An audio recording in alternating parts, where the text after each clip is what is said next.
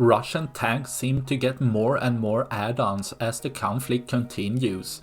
Seen here with a Russian tank having a cope cage, anti-mine equipment and anti-drone electronic warfare on top. The problem is that none of the equipment is particularly effective in each protective role they play.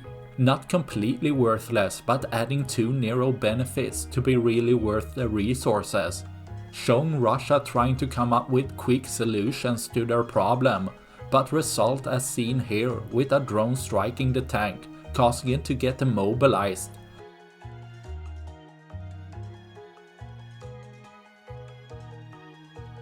Resulting in the crew abandoning the tank, so it can be destroyed later on.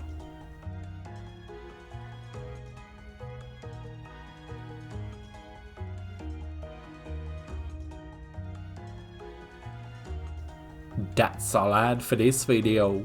Please like and subscribe for more. Thanks for watching. Bye.